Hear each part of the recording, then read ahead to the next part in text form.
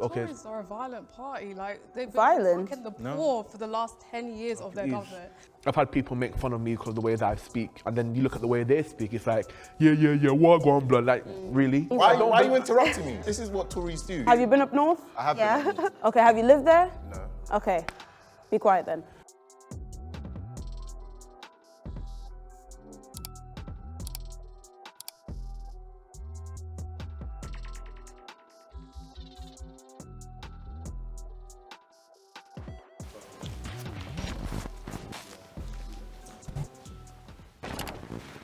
Welcome to Just Seen A, the viral content show where we get real and discuss the buzzworthy posts you've just seen online.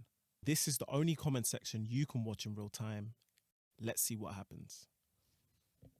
Using 3 words or less, what is your opinion on our current Prime Minister, Boris Johnson? And we'll start with Aaron.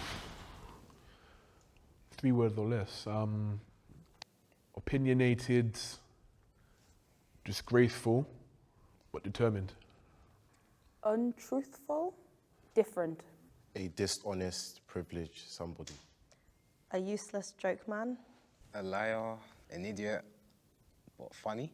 Racist, annoying, and tired. Corrupt, prejudiced, idiot. An incompetent, delusional despot. Let's be real, like the way he's handled the pandemic, he's handled it in a very unserious way. Even from the start, when people were telling him he should be taking it seriously, he was on TV saying everything's fine, shaking hands with people in hospital that had COVID. Like, he didn't take it seriously. And I just think he's not up for the job. The biggest test he had was the pandemic, and he failed ultimately, right? Like, that will be in the history books that he ultimately failed to keep people safe. And he even caught COVID himself, right? So, yeah. To be fair, most people got COVID. It's what viruses do, they spread. Yeah, that's fair enough, but he got COVID quite early on, and he got it as a result of not taking the pandemic seriously. Let's be real, like, I caught COVID. Did you not take the pandemic seriously? I did take it seriously, but Why I didn't did you catch COVID then? Okay, cool. Number one, right? He went onto TV and was shaking hands with people that were known to have had COVID-19. And he said, don't worry, it's just swine flu.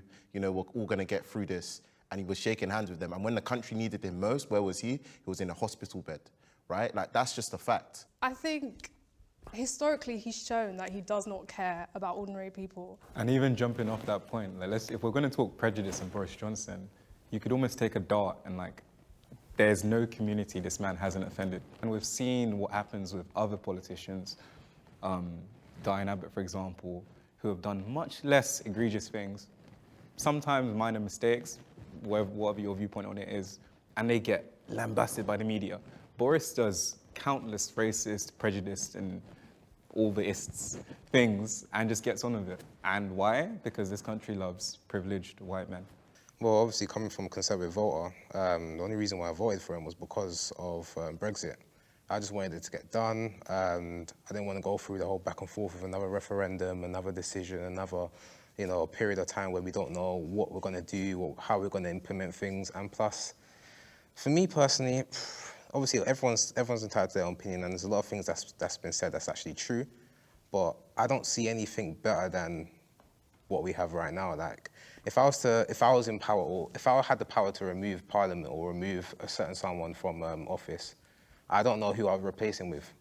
Like, are you going to give me what, Keir Starmer or Mr. Hindsight? What's that going to do for me? What do you mean, Mr. Hindsight? At the end of the day, right, Keir Starmer wasn't the one having parties during the pandemic. At the end of the day, Keir Starmer has not brought a single policy that is independent or valid or that makes sense for any of us. He's flip-flopped on everything.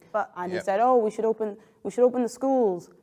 And then Boris has kept them closed, and he's been like, oh, no, we should keep them closed. But let's focus on Boris Johnson's conduct, right? Because that's what we're actually talking about here, right? Like, ultimately, this is a man who told people, you cannot see your relatives, only 6 people can be at funerals, right? Who then went to go and have multiple parties in Downing Street. That's not a man that should be Prime Minister. Forget the fact that he got Brexit done. Okay, let's give him a round of applause for that. But ultimately, he's a public servant, right? And he's not serving the people by having parties in Downing Street. And his right-hand man fell in love and started going, kissing his co-worker and all sorts. Like, a lot of things have happened. What more do you expect from politicians? What do you expect from politicians? I expect politicians not to have parties I mean, when like, they're saying... you understand the thing that goes, power corrupts and absolute power corrupts absolutely. Boris Johnson is no different from any other politician. No, but you, as a leader, you should... It doesn't make it okay, but I don't know why you think... What you said, no. But this is the frustrating thing, right?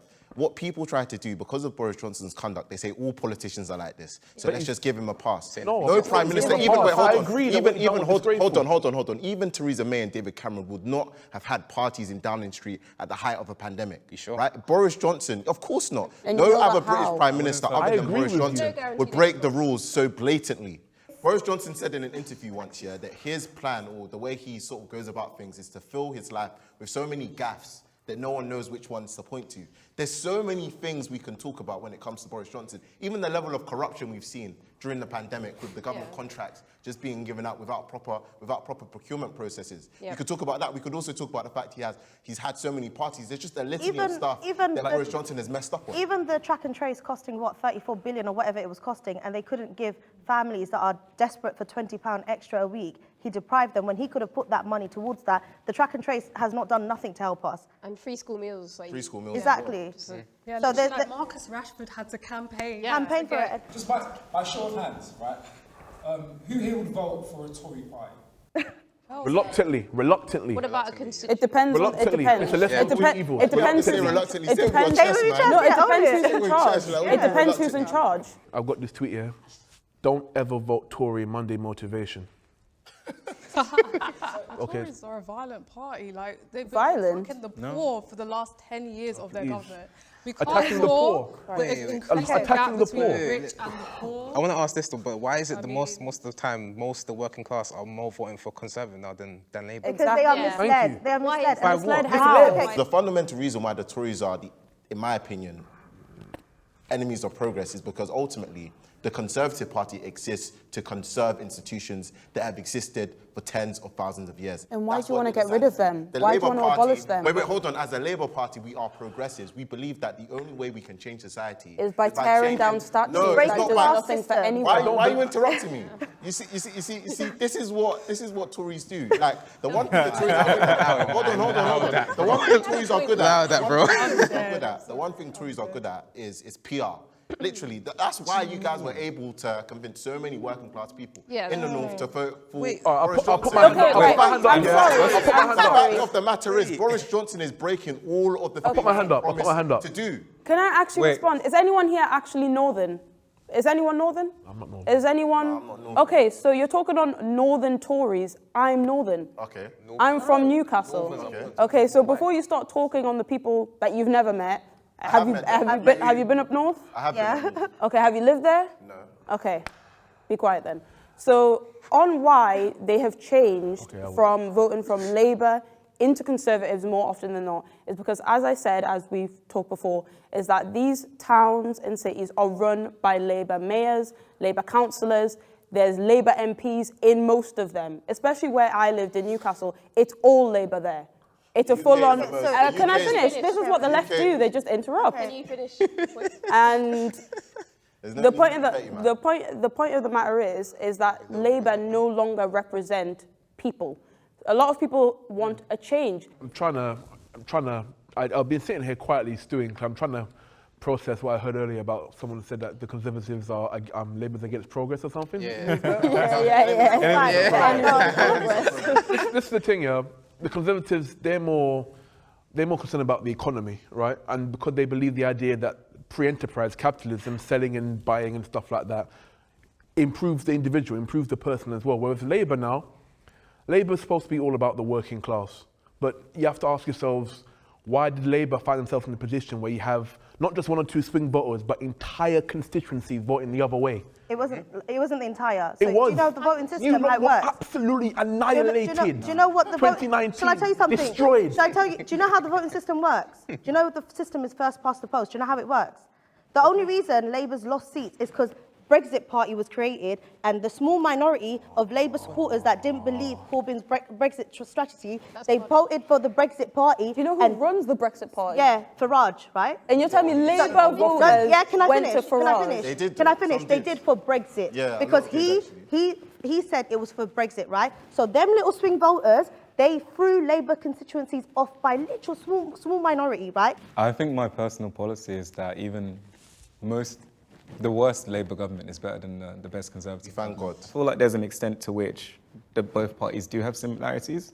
However, with Corbyn, I think it was a breath of fresh air. And I know there's criticisms. In 2019, I was looking at the manifesto a bit like, this is getting longer and longer. I'm not sure about this, but I think that the heart of it is always the prioritization of people. I hear Tories say this all the time, that Conservatives run the economy way better than the Labour Party, but that's not actually true. If you look at when Labour were in power between 1997 and just before the financial crisis, we saw the biggest increase in long-term. That was the longest period of GDP growth and prosperity in the UK, and also the biggest increase in wages, right? Just between that period, 1997 to 2008, just before the financial crisis. And with Thatcher and with all other Conservative governments, you've actually seen wage stagnation, right? So this idea that Tories come in and cut everything and the economy is all dandy is nonsense. Like, just think about the cost of living. Since the Tories have been in power since 2010, how many more homeless people have you seen on the street? How much more has rent been? How much tighter or worse has your life been when the Tories are in power? So don't let them spin this narrative that when the Conservatives are in power, the economy is booming. The economy is booming for a certain group of people, but not the majority of people. Okay, so I got a tweet. The rich should pay more tax. Yes, they should. I mean, they could afford it. How do you define the rich? What is the issue? Like, exactly. Yeah, sorry, I just wanted to ask, because there are a lot of well-paid people in the tech industry, which is where I work, and you work as well, right? Yeah. The thing is, a lot of those people are from deprived backgrounds or would have grown up with less money, and they might want to buy a house for themselves or their parents. So if we tax them and they're classed as rich, that's getting a little bit difficult. I think it's the way we tax. So in this country, I think we tax income too severely, and I think there are other ways that people make crazy amounts of money, i.e. through the stock market, through commodities, through investments, and we're not taxing that nearly as much as we tax other things. And also when it comes to businesses as well, you've got like high street retailers competing with big tech giants like Amazon. And Amazon, we all know, aren't paying their fair share of taxes.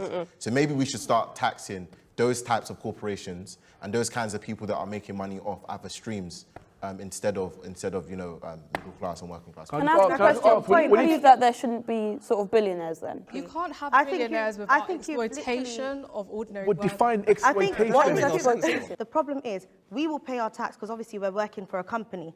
Companies evade tax immensely. Yeah. So, and the Tories, they promote it. Get a good accountant, he'll tell you what to do. They are the ones winning. It's always us losing. The one thing we should even caveat is the Tories are no longer the party of low taxes. Right, they're increasing national insurance, even though they promised that they wouldn't. Exactly. Right? And the thing is, but then if you hold on, just really quickly. They're not fixing the Okay, cool. I'm gonna answer your question there, right? Because they had a choice. They could have done income tax or they could have done national insurance. National insurance is a regressive tax. It takes more money from poorer people than income tax. So the fact that they chose national insurance over income tax shows the kinds of people that they work for at the end of the day. Why national insurance and not income tax? If it was because they wanted to pay for other things, why not tax it properly? Why not take it from the people that actually have money? Why are they taking money from people who are barely staying alive? And at the same time, they're taking £20 a week from people who are struggling.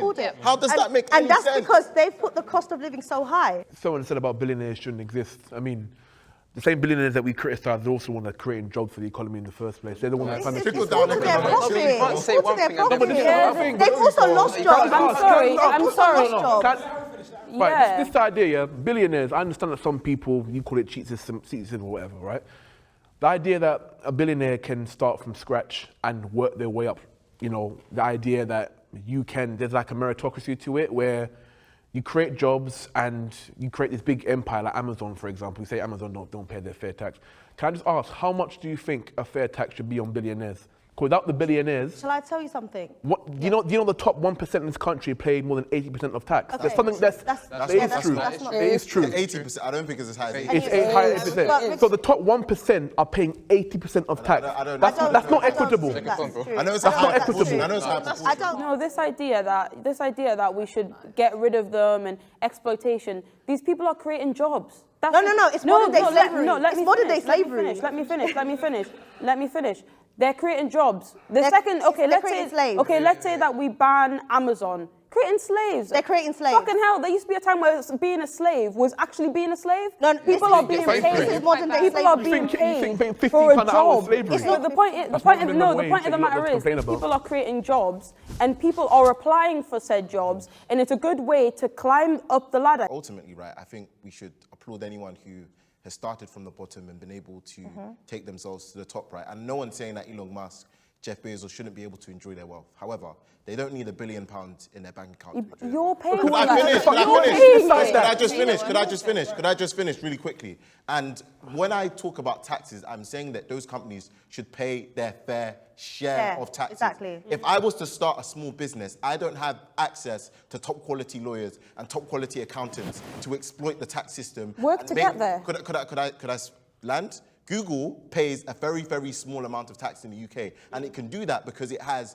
the lawyers, the money, the connections to do that. No one's saying that Amazon shouldn't exist or be allowed to create jobs and operate, but what I am saying is that they should pay their fair share of tax, just like any other business has to. Treat their workers. And coming back to your point, exactly.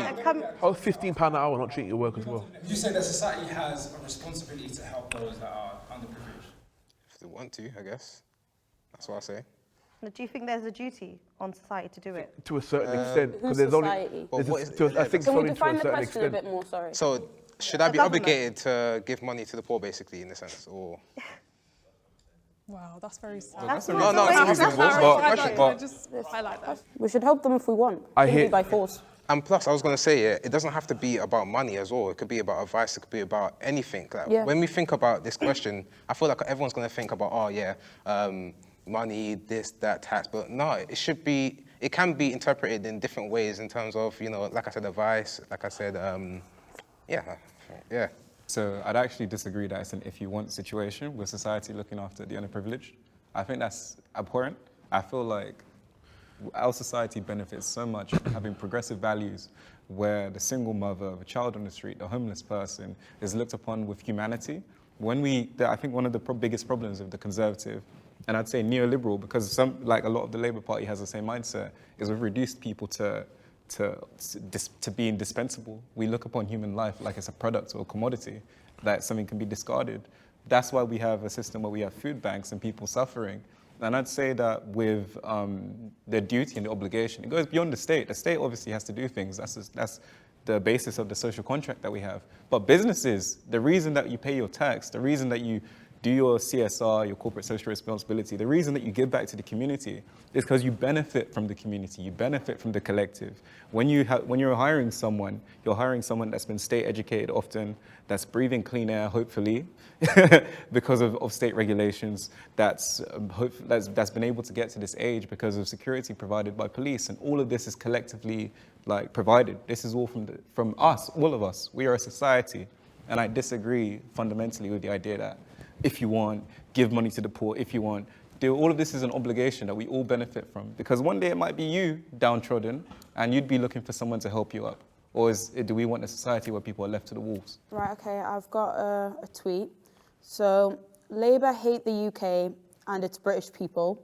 They will only look after so-called ethnic minorities. About this one, I don't think Labour hate the UK and British people, and I don't think they only look after ethnic minorities, but I do think there is a level of pandering to some extent. We'll take down the statues and we'll kneel for you. That's great, but that does nothing for me personally. It does nothing for anyone. I don't know if any black person here, if their lives have been improved because Keir Starmer kneeled last year. No, it's true. I need money, big man. I don't care about do you know what I mean? He's not calling them names or having prejudiced ideas against them. At least he's making them feel part of society because they are a minority, right? How's that him making us feel part of society? Do you think being in a minority means to not be a part of society? Yes. No, yes, because even the fact that they will take our passports from us because if we're a criminal and send us back to a country we've never been to, it shows that we're not a part of society. How can we be born and bred in this country, pay our taxes, and then be dismissed? Okay, I don't agree with that. I don't agree with people who were born here and are then being sent to where their parents were born. I don't agree with that. But the people who have moved here from other countries here, committing crimes in this country, I don't see nothing wrong with them being deported back after they've raped, killed, been paedophiles. Like, I'm not going to shed a single tear for a murderer or for a paedophile. But if they Or a British and citizen. I'm not going to. It does feel like it's more to do with virtue signaling, where it's more to do with looking like you're doing the right thing as opposed to actually doing the right thing. So would you say that it's fair to judge someone on the basis of their parties, the party that they support? Not necessarily. No. No. Like, If you've seen, 150,000 people that died? Like, I lost someone during the pandemic, and this is all happened before your very eyes. And you think, you know what, the other guy would probably be worse. And that's your primary motivator to vote for a party that's probably presiding over the biggest transfer of wealth right now, right? But in terms of corruption, Corbyn would be proud. The wealth transfer is going upwards to Boris's mates. So it's just like, it's very much a big red flag. And I don't know, like, I can understand some of the reasons why someone might vote Tory, but that doesn't mean you have to be my friend and you can keep your distance. If you are a Tory supporter, how do you feel about the way non-Tory supporters view you? How they view me as a person? I think they kind of view me as someone who's a bit weird, someone who might not know what they're talking about, because I do get a lot of condescension, sorry to say, from the left, where it's like, there's this sort of, especially from a black perspective, there's this sort of like, almost like a sacred, sacrosanct idea as to what a black person is supposed to be, as in we're supposed to look a certain way, and most importantly, think a certain way. And if you come outside that box, usually it means to be left-wing or this, that, the other. And if you come outside that box, then somehow you're not black enough, basically. I've had people make fun of me because of the way that I speak, and then you look at the way they speak, it's like, what going blood? Like, really? No, but that's And it's like, really? And it's like, there's this idea, and what you'll find is that, unfortunately, a lot of the things that many black people, not black people as a whole, just to be clear, but many black people have this, it's almost like an untouchable culture where we get a certain class of black people get to decide what black is and isn't. If you come outside that box, you're in serious trouble. Yeah. And I would agree with you, man. And honestly, like, anyone who says to someone you're not black enough because you have any sort of beliefs or views, I think that's completely wrong. And I think the only way we're going to make progress on racism, like you said, is for it to be cross-party, right? And for us to stop making it party political, because there is racism in the Tory party and it is racism in the Labour Party as well. What can be done for you to make politics more accessible? I think there should be a body, a sort of cross-party body, like organisation, just for sort of young people from different political viewpoints to come together and make legislation. There already is like things like Young Labour and Young Conservatives, but that's just breeding like the next generation of, separatists. And as we've been saying here, cross-party discussion on things like racism, misogyny in particular, needs to be done at a cross-party level. And who better to do it than the next generation who will be leading the way? So I studied politics as well at university, and I found that a lot of the kids on my course, which was predominantly white and middle class, they didn't know more about politics than a lot of the kids I'd had conversations with back in Barking, where I come from. Like, it's just they had more of the vernacular and the accent that made it sound like they knew more about what they were talking about. I would suggest that kids from working class backgrounds and diverse backgrounds need to be encouraged to see themselves in these spaces, whether it's in Parliament or wherever it might be, or local councils, because our voice is just as valid. I would just say, just at the discourse, I think there needs to be more discourse between just everyone, just to get more of an understanding. That's it. Perfect. Honestly, it was a wrap.